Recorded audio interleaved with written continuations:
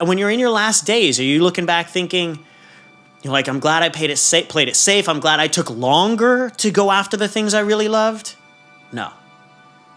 You want to know that when you admitted to yourself that you weren't doing the things that you loved, that you made that decision that day and you changed. You went after it wholeheartedly. You figured it out. Because the reality is time is the only resource we can never get back. So you need to start to live your joy. You need to start to live on purpose. And you need to start to pursue that path sooner rather than later.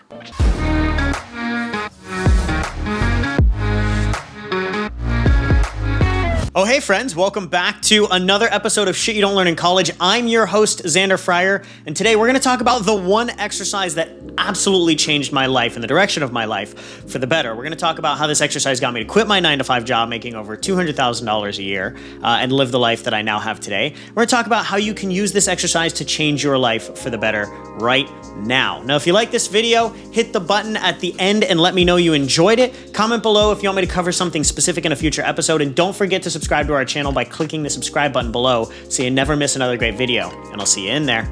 All right, so a little bit of context.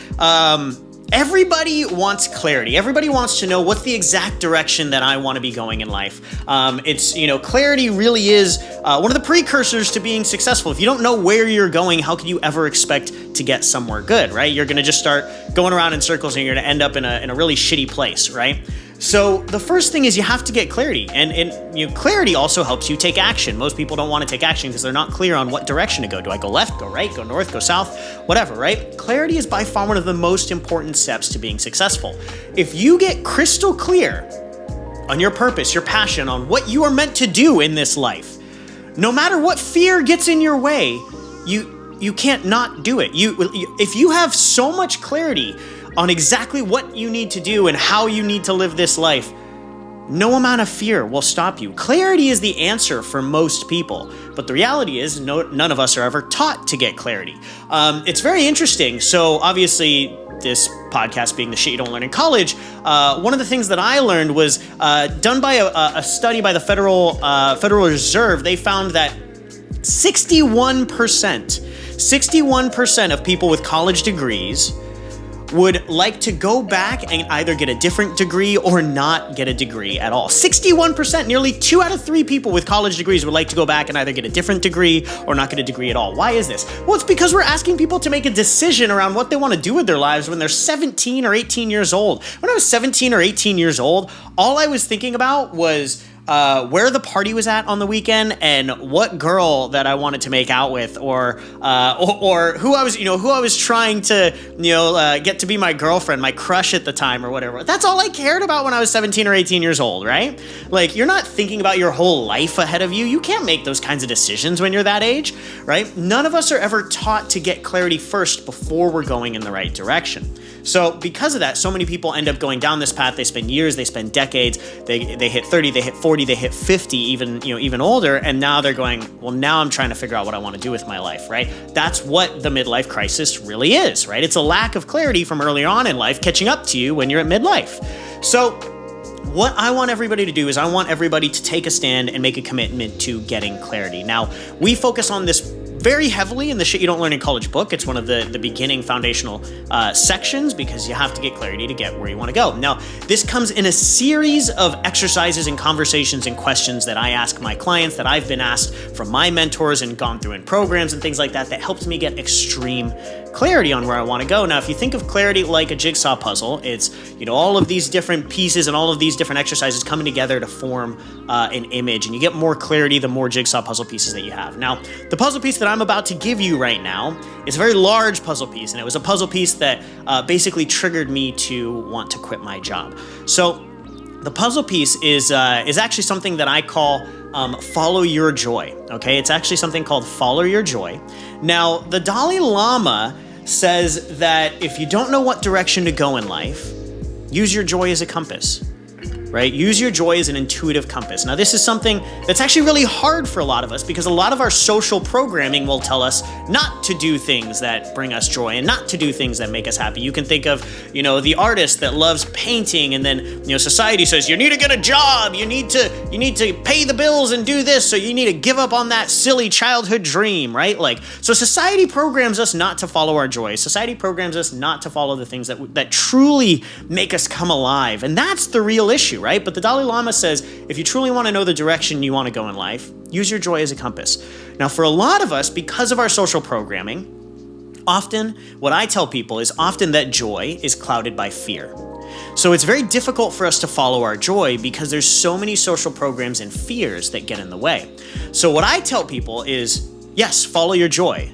But sometimes, to get there, you need to face your fears, right? So Ryan Holiday wrote the book, The Obstacle is the Way. This is a Stoic principle from thousands of years ago. The impediment to the path, the obstacle in front of the path, becomes the path, right? You must go through the obstacle to get to where you really want to go. So if you're having trouble following your joy, what really brings you joy and happiness in life, you can probably see that it's on the other side of doing something that you're afraid to do. Now, the exercise that I want to run through with you today is something I call Follow Your Joy. We do this with every single one of our clients, and it can be incredibly powerful because it can transform your life in a very short amount of time if you allow it. So here's what I want you to do. I want you to go ahead and I want you to grab either a piece of paper or a Word document and open it up.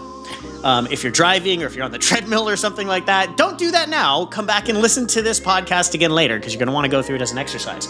And what you're going to do is you're going to start by listing out 20 things that you love to do. Super simple. You're going to take no more than 5 minutes to do this. I'm putting a really tight track on this because I don't want you to overthink it. 20 things that you love to do without thinking about it too much. Now, it might go like this. I love to drink tequila because I do love to drink tequila.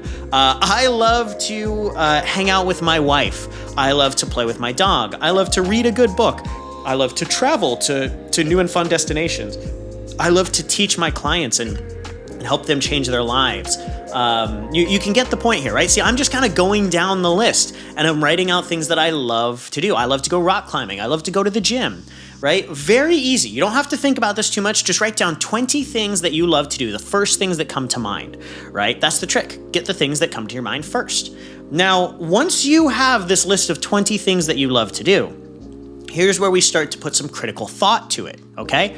Now I want you to go down this list, and if you wrote this list on the left side of the sheet of paper, split it in half, and on the right side of the sheet of paper, next to each option, write down why. Why do you love to do that thing? Critically think about it for a second and write down why is it that you actually love to do that thing. Now the goal here is we're trying to find the function behind the form. For example, right, when I say I love to read a good book, right? Why? Well, I love to learn and grow. I love to travel to new destinations. Why? Well, I love to learn and get new perspectives and grow, right? Why do, and then we go to, I love to drink tequila. I love being present and just being in the moment with where I'm at and enjoying something. Why do I love hugging and kissing and being with my wife? I love connecting with people. I love connecting with other people. Why do I love, teaching my clients? I love to teach and help others and serve others, right? So you want to go down this list and you want to write why it is that you do, or why it is that you love each of these things that you love to do. So think about it critically for a second and then go ahead and spend 10 minutes writing why, okay? So now you have a list of 20 things you love to do. You have a list of 20 reasons why you love to do them. And here's the best part. Now you're going to take a look at the list of why you love to do things, and you're going to notice every single person that we've done this with, and we've done this with thousands of people now, every single person that we've done this with will have somewhere between 3 to 5 paradigms or pillars that run through their life that bring them joy. This is how we really find the function behind the form, right? So for example, one of them for me is learning and growing. I love to learn and grow. This is why I love to travel. This is why I love to read books. This is why I love to be in masterminds. This is why I love to go to self-development programs. This is why I love all of those things. This is why I love having a business, because having a business forces me to learn and grow constantly, right? This is why I love these things, because they force me to learn and grow. So that's one of my paradigms. Another one of my paradigms is connecting with other people. Right? I love teaching my clients because I love connecting with them and understanding them. I love going and hanging out with friends because I love connecting with them. I love being with my wife because I love hanging out with her, right? I love connecting with others. My dog as well. It doesn't even just have to be people. I love connecting with my dog, right? So I love connecting.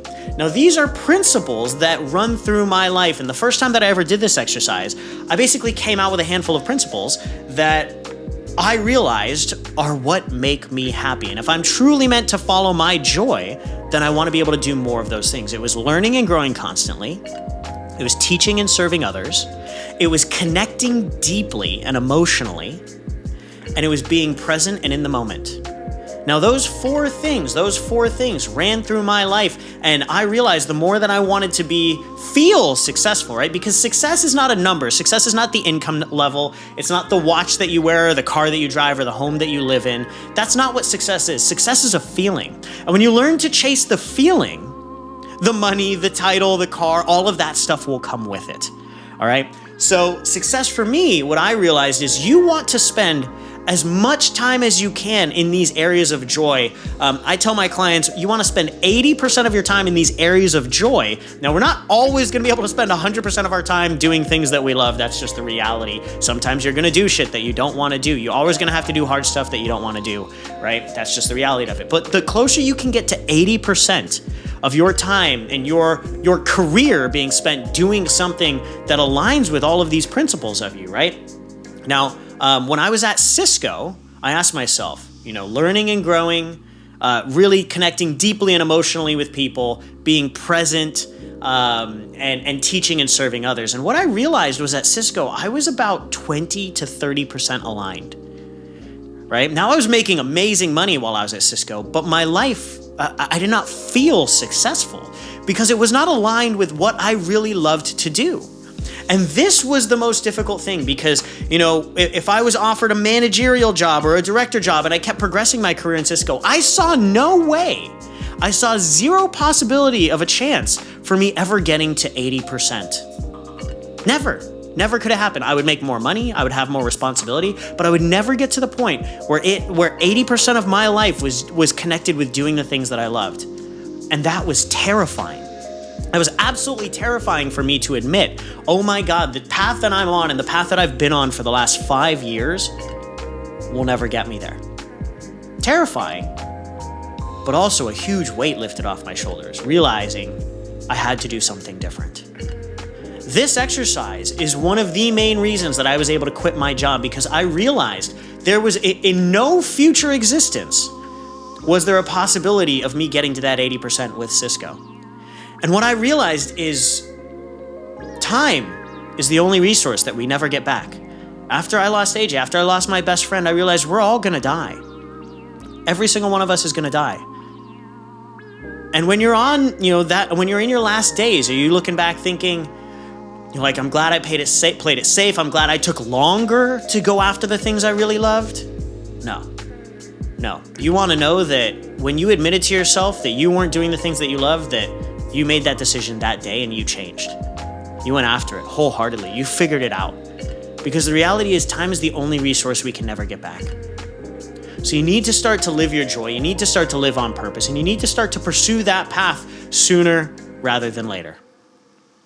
That's all we have for today's show. Don't forget that knowledge without action yields nothing, so make sure to implement what you learned here with us. And for all of our Shit You Don't Learn in College fans out there, if you've gotten any value from this podcast, don't forget to go to sydlicbook.com, SYDLIC book.com, to grab your pre-sale copy of the Shit You Don't Learn in College book. It's open now. It's going to change your life. It's going to help you make more money, have more freedom, and have a bigger impact. Everybody who buys the book during the pre-sale launch will get over $3,000 in bonus trainings. And just like I mentioned earlier, everybody who buys the book, we're also going to buy a week worth of food for a hungry child in need in Kenya as well. So go ahead and go to sydlicbook.com and check it out now.